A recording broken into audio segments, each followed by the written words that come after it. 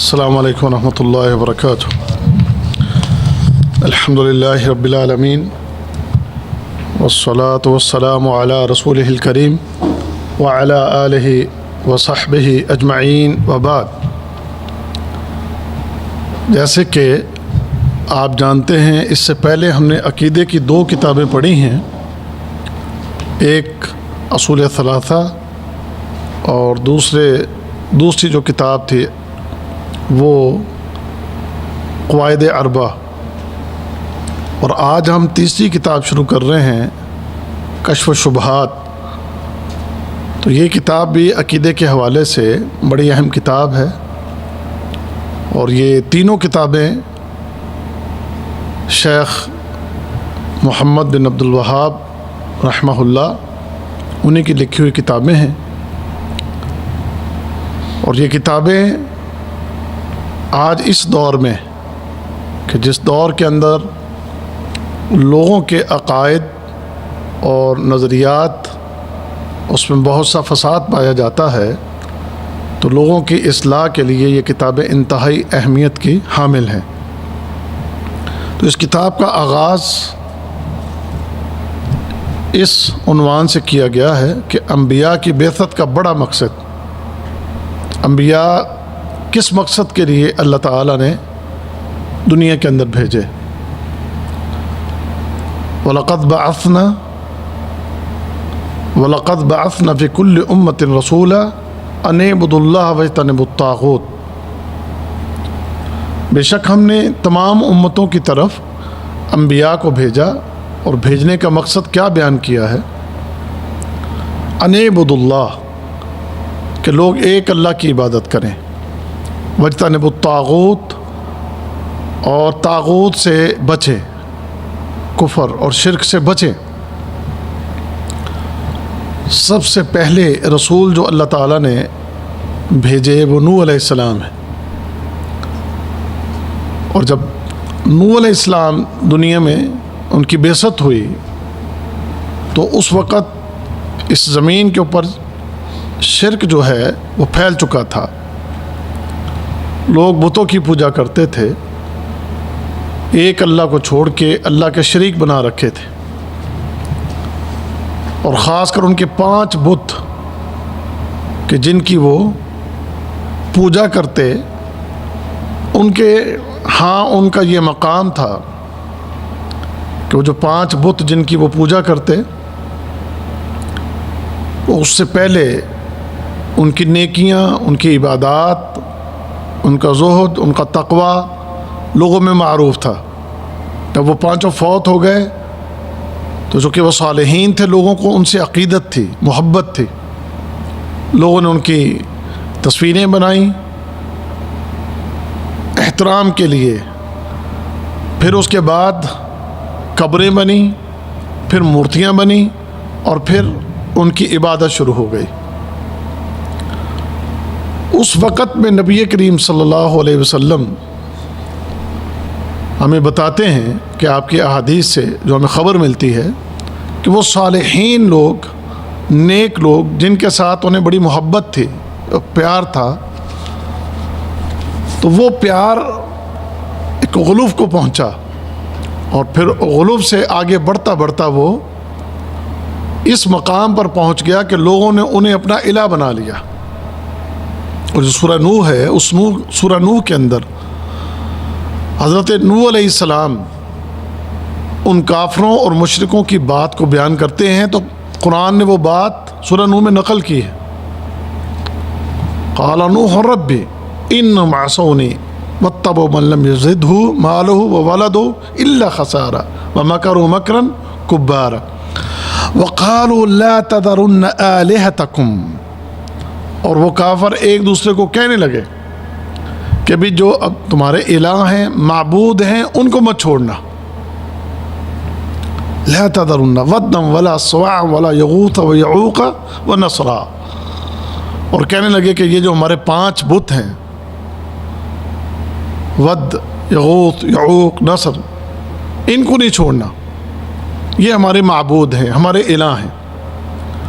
تو نوح علیہ السلام انہیں اس بات کو بیان کرتے رہے، انہوں نے سمجھاتے رہے کہ انعبد اللہ. سورہ نوح کو اگر آپ اٹھائیں اور شروع میں اللہ تعالیٰ نے جو بات بیان فرمائی، انا ارسلنا نوحا الی قومہ ان انذر قومہ،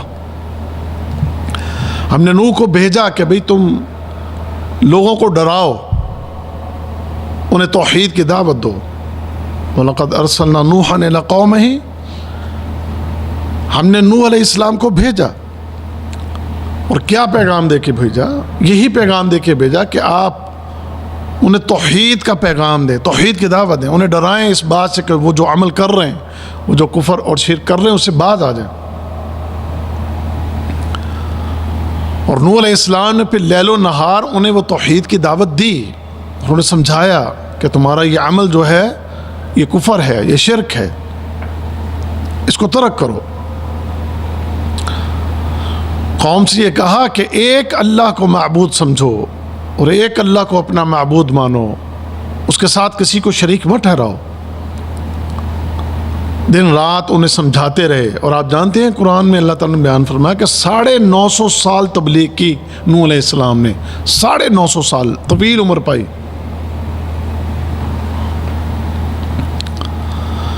لیکن 950 سال کی تبلیغ کے باوجود چند لوگ جو ہیں وہ اس حقیقت کو تسلیم کرتے ہیں، چند لوگ، اور اکثریت انکار کر دیتی ہے، نہیں مانتے. تو یعنی جو بات کرنے کا مقصد ہے کہ توحید کا یہ پیغام اللہ تعالیٰ نے اپنے ہر نبی کے ذریعے اس وقت کی قوموں کی طرف اور ملتوں کی طرف بھیجا ہے، اور نبیوں نے آ کر توحید بیان کرنے کا حق ادا کیا ہے. جس کی ایک بڑی مثال جو میں دے رہا ہوں، نوح علیہ السلام کے 950 سال. قال رب انی دعوت قومی لیلا و نہارا، اے میرے رب میں نے تو دن رات اپنی قوم کو توحید کی دعوت دی ہے، دن رات انہیں یہ پیغام دیا ہے. فلم یزدہم دعائی الا فرارا، لیکن اتنی یہ بدقسمت قوم ہے کہ بجائے اس کے کہ ان کا ایمان سنورتا، سدھرتا، بہتری آتی، اس کی بجائے یہ لوگ مجھ سے دور بھاگے ہیں اور اس دعوت کو انہوں نے رد کیا ہے. میں نے ان کو، جیسے نوح علیہ السلام نے آگے جو باتیں بیان، جیسے دعوت کا اسلوب اختیار کیا ہے، قرآن نے وہ باتیں بیان کی ہیں. قال رب انی دعوت قومی لیلا ونہارا فلم یزدہم دعائی الا فرارا وکلما انی دعوتہم لتغفر لہم جعلوا اصابعہم فی آذانہم. اے اللہ میں جب بھی ان کو توحید کی دعوت دیتا یہ اپنی انگلیاں کانوں میں لے لیتے، یوں جعلوا اصابعہم فی آذانہم واستغشوا ثیابہم واصروا واستکبروا استکبارا. اللہ میں انہیں کہتا ایک اللہ کی عبادت کرو، انعبد اللہ، انعبد اللہ. میری اس دعوت کو اور پیغام کو سنتے اور فوراً یہ انگلیاں کانوں میں ٹھونس لیتے اور اپنے کپڑوں کو سمیٹ کے نکل دیتے، بھاگ جاتے. ثم انی دعوتہم جہارا، اونچی اونچی بھی بول کے ان کو میں نے دعوت دی. ثم انی اعلنت لہم واسررت لہم اسرارا، اونچی پکار کے بھی ان کو دعوت دی، خفیہ اکیلے اکیلے مل کے بھی میں نے ان کو دعوت دی. اور بات یہی کہتا رہا لا الہ الا اللہ کہہ دو، قولو لا الہ الا اللہ، میں یہی پیغام دیتا رہا. چھوڑ دو یہ ود، سوا، یغوث، یعوق، نصر، یہ تمہارے جیسے انسان تھے، ٹھیک ہے، یہ نیک تھے، متقی تھے، عابد تھے، زاہد تھے، پرہیزگار تھے، سب کچھ تھے، لیکن عبادت کے لائق نہیں تھے. یہ عبادت کے لائق نہیں تھے. ان کی تعظیم، ان کا احترام اور ان کی نیکیوں کا بیان آپ کرو، لیکن اب تم یہ کہو کہ میری حاجت یہ پوری کر دے، میری مسائل کو یہ حل کر دے، میری مشکل کشائی، حاجت روائی فلاں کر دے، تو یہ تو پھر ظلم ہے، یہ زیادتی ہے.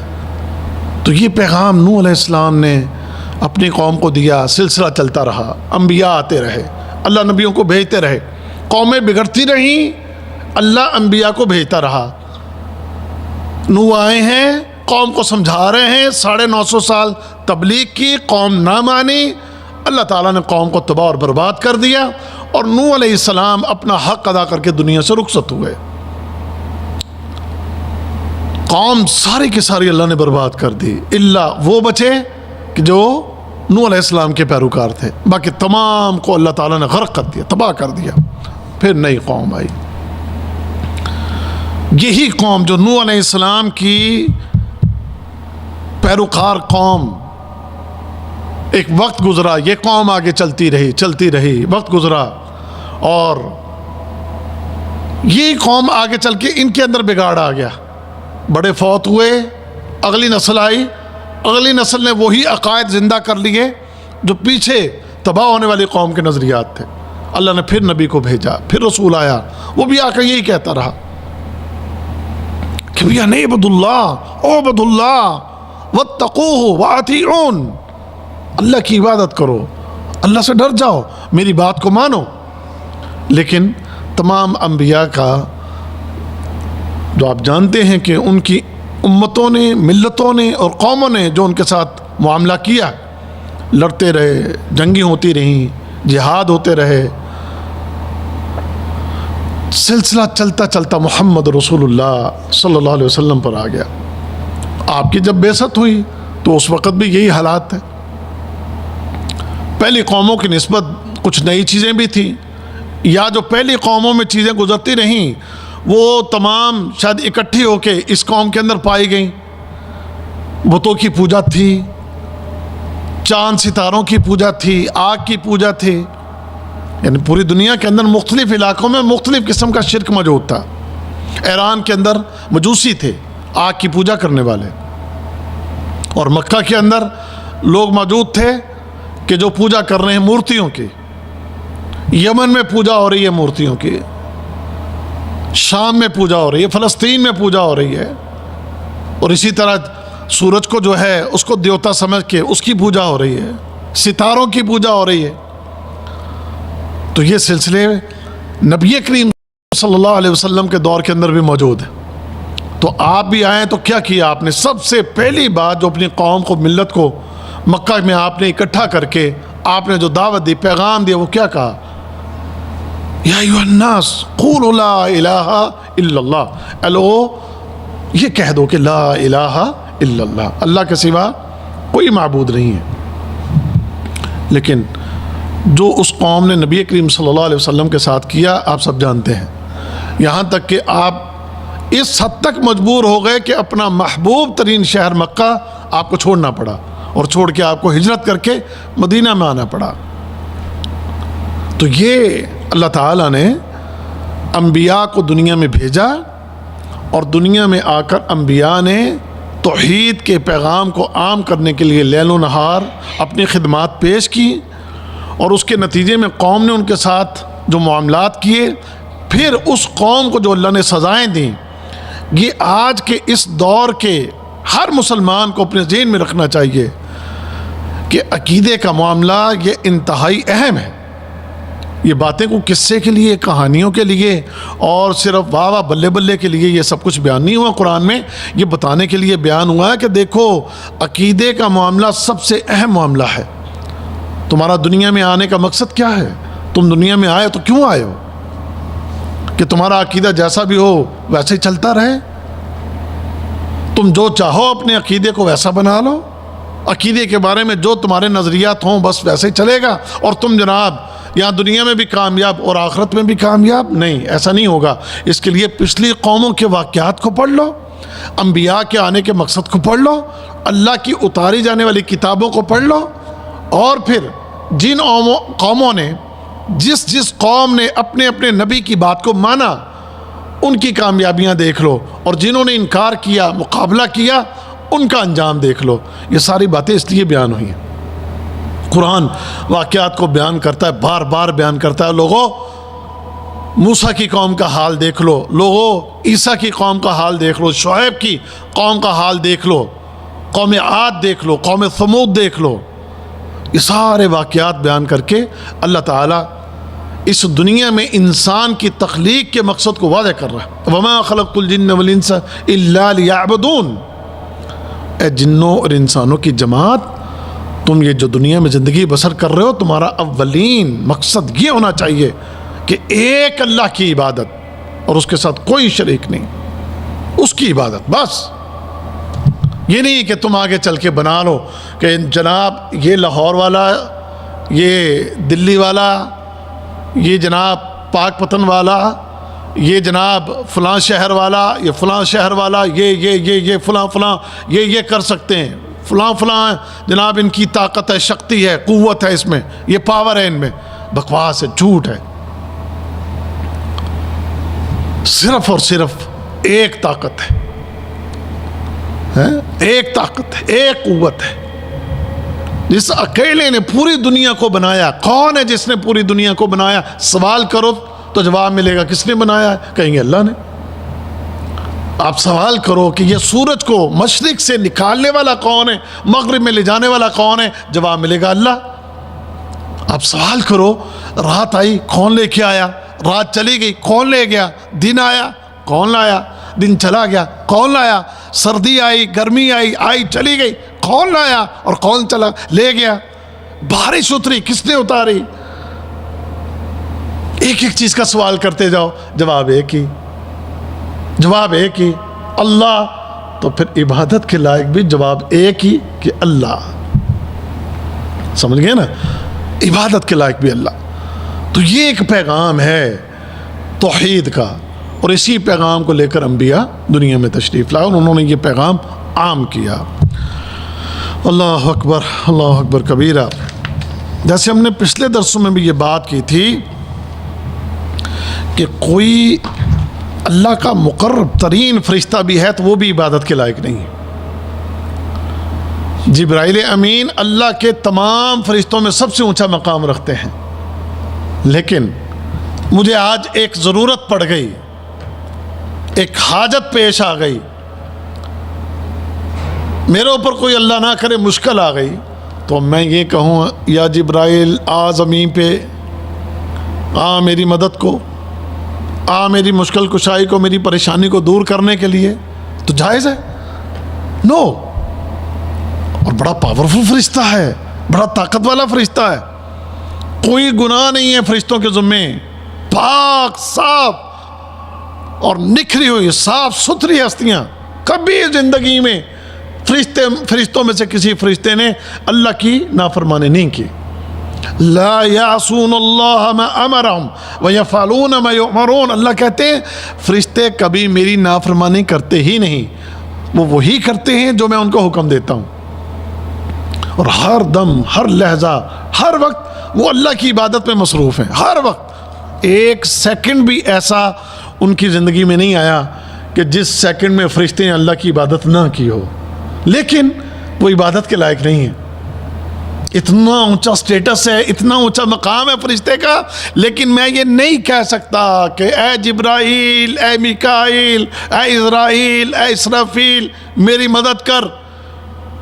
نہیں، مجھے جب بھی مشکل آئے گی تو مجھے حکم ہے کہ کس کو پکارو۔ وقال ربکم ادعونی استجب لکم، تمہارا رب کہتا ہے، تمہارا رب کہہ رہا ہے تمہیں جب بھی ضرورت پیش ہے، ادعونی، ادعونی قرآن ہے۔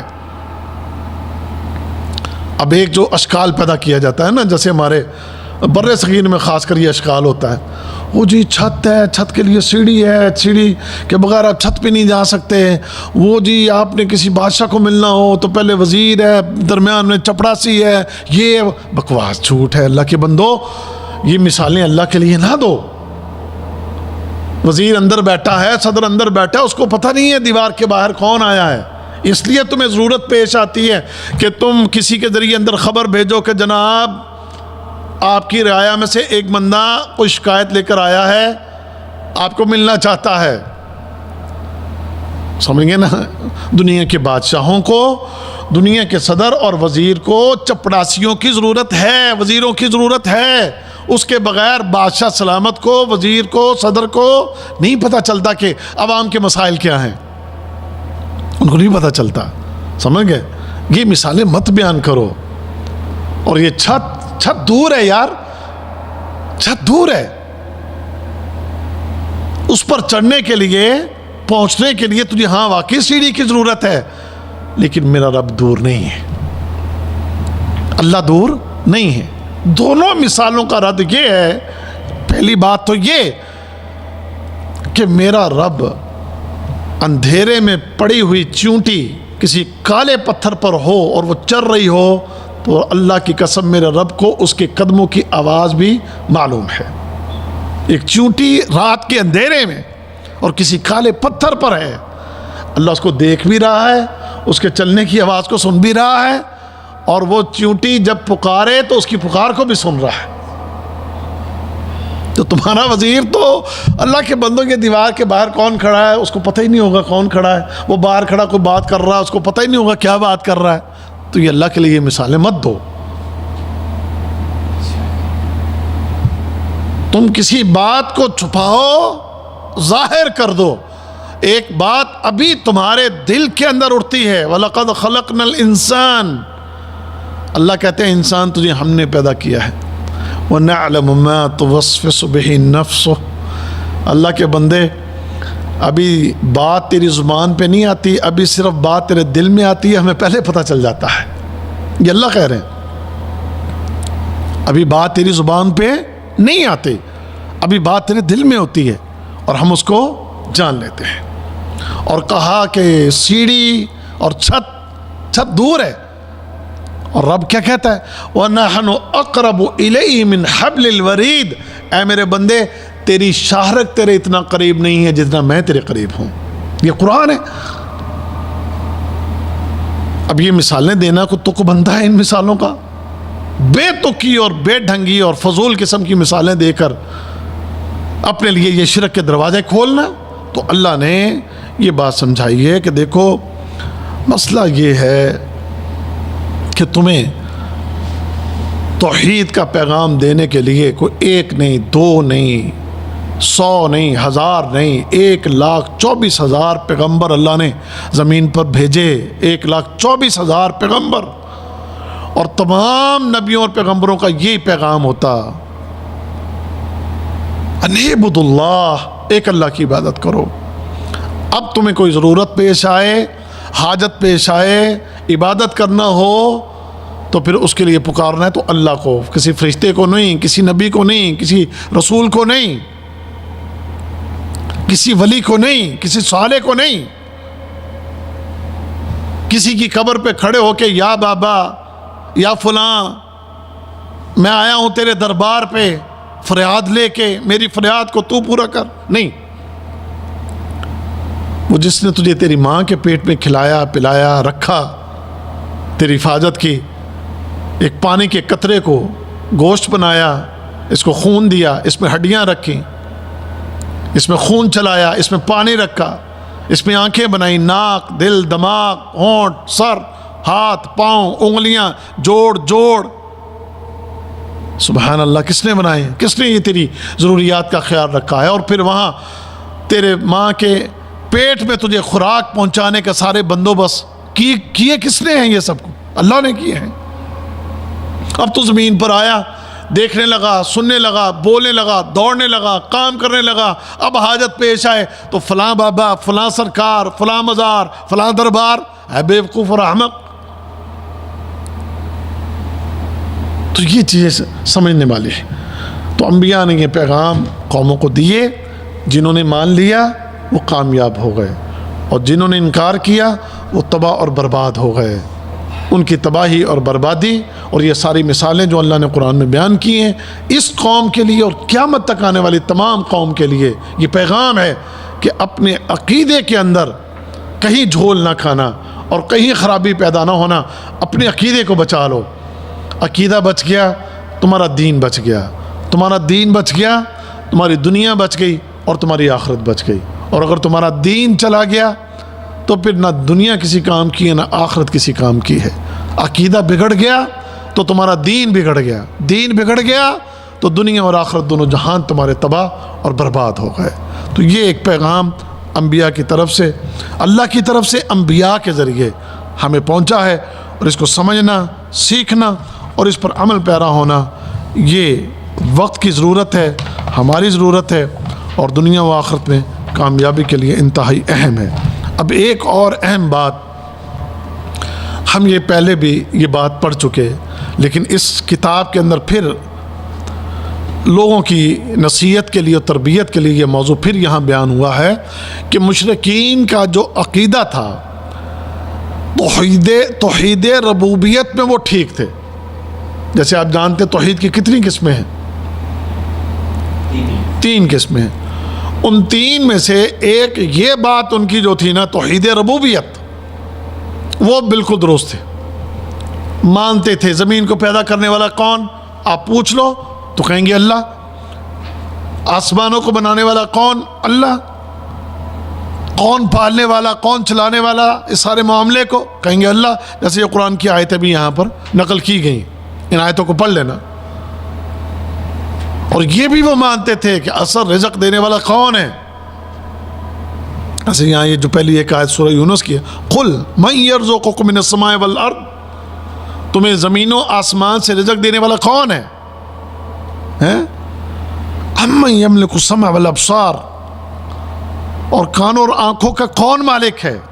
اللہ کہتے ہیں نا اپنے نبی محمد صلی اللہ علیہ وسلم کو، اے پیارے حبیب صلی اللہ علیہ وسلم، آپ ذرا ان سے سوال کریں، یہ جو توحید الوہیت کے انکاری ہے نا، آپ ان سے ذرا پوچھیں کہ زمین و آسمان سے تمہیں رزق دینے والا کون ہے؟ تمہاری آنکھوں اور تمہارے کانوں کا مالک کون ہے؟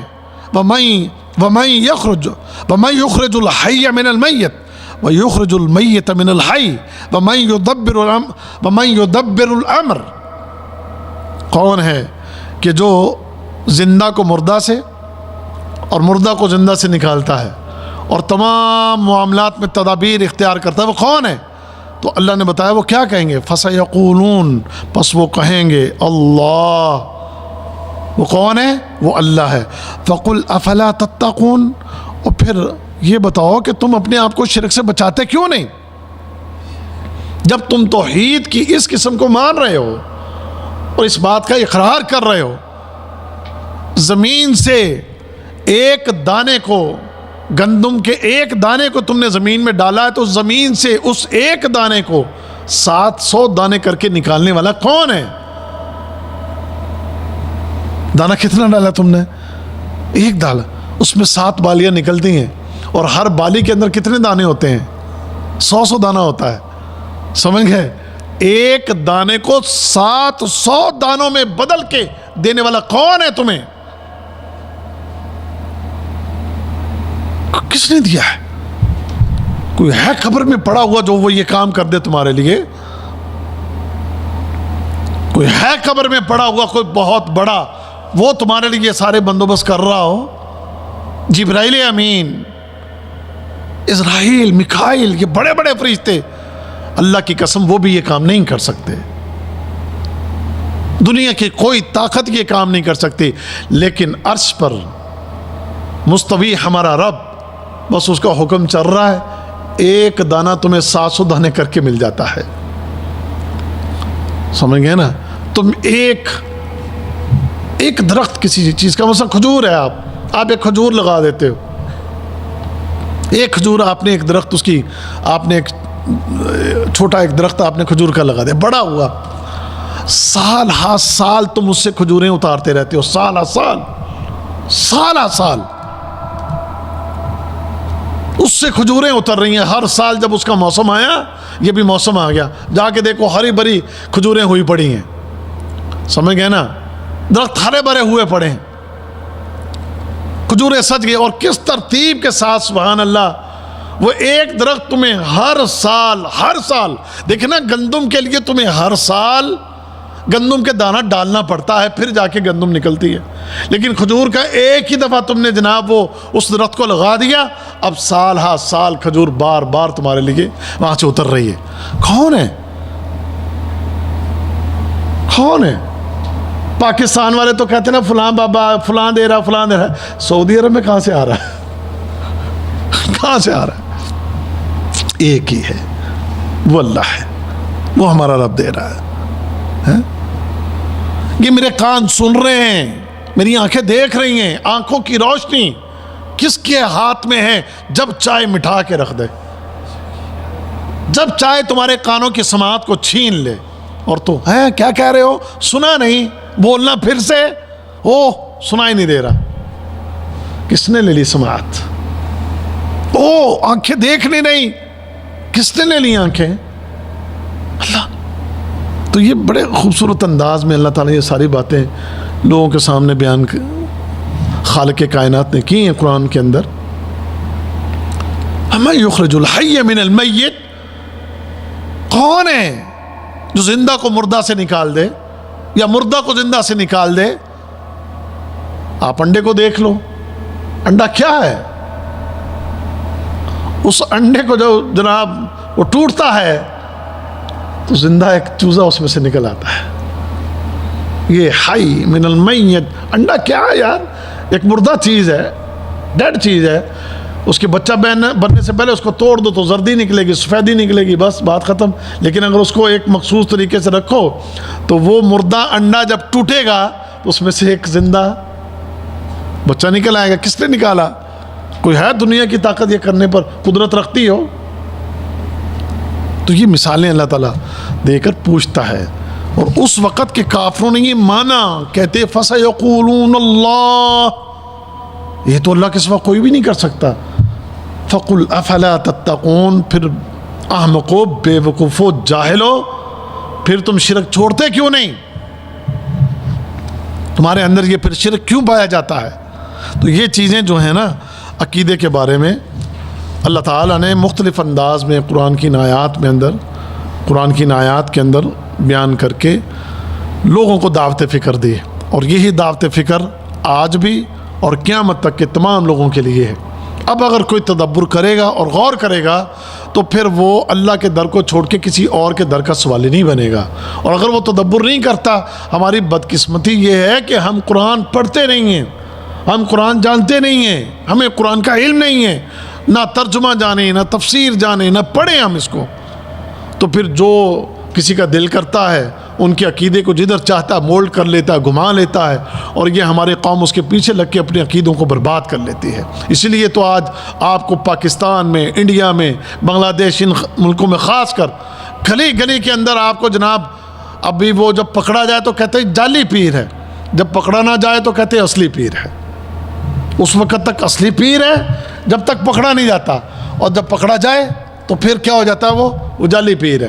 اس وقت تک تو کہتے ہیں مینو میرے پیر وچ رب دسدا، جب پکڑا نہ جائے تو اس وقت تک کہتے ہیں مجھے تو اس میں رب نظر آ رہا ہے۔ اور جب پکڑا گیا، زنا کرتا پکڑا گیا، شراب پیتا پکڑا گیا، نشہ کرتا پکڑا گیا، کسی عورت کی عزت پہ ہاتھ ڈالتا ہوا پکڑا گیا، اور جی یہ جعلی تھا۔ اللہ کے بندو، یہ اصلی ہے کہاں؟ اور کوئی اگر اصلی ہو بھی تو اس اصلی کی عبادت کرنے، اس کو سجدے کرنے، اس سے مرادیں مانگنے، اس کے سامنے نظریں نیازیں، اور اس کو جناب الوہیت کے مقام پر پہنچانے، اس کا اختیار کس نے دیا ہے؟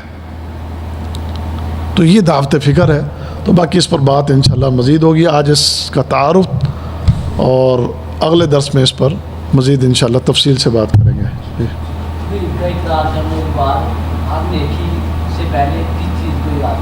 کیسے؟ کا اقرار کرنے کے بعد، ہر نیکی کرنے کے پہلے دل میں کیا کہتے ہیں؟ میں جو سوال سمجھا ہوں بھائی کا وہ یہ ہے شاید کہ توحید کا اقرار کرنے کے بعد، کہ جب ایک بندہ مان گیا، توحید کو، موحد بن گیا، تو اس کے بعد اس کو پھر کون سا عمل کرنا چاہیے؟ ہر نیکی سے پہلے دل میں کون سا ایسا، ہاں دل میں کیا احساس ہو؟ دل میں یہی احساس ہو کہ میری ہر نیکی خالصتاً اللہ کی رضا کے لیے ہے، میں اپنی ہر نیکی کے لیے میں اس بات پر حریص ہوں کہ اس کے ذریعے تقرب الہی، اللہ کا تقرب، قرب الہی اور محبت الہی مجھے نصیب ہو جائے، اور میں اپنی اس نیکی کے ذریعے دنیا اور آخرت دونوں جہانوں میں کامیاب ہو جاؤں، دنیا میں بھی اللہ کے عذاب سے بچ جاؤں اور آخرت میں بھی اللہ کے عذاب سے بچ جاؤں، اور میری نیکی لوگوں کو دکھانے کے لیے نہ ہو بلکہ میری نیکی خالصتاً اللہ کی رضا کے لیے ہو۔ وہی بات ہوگی نا، میں نے اس کو تھوڑا تفصیل سے بیان کر دیا کہ آپ کی عبادت قرب الہی کے لیے محبت الہی کے لیے اور اللہ کے عذاب سے بچنے کے لیے اور خالص اللہ کی رضا کے لیے. خلاص.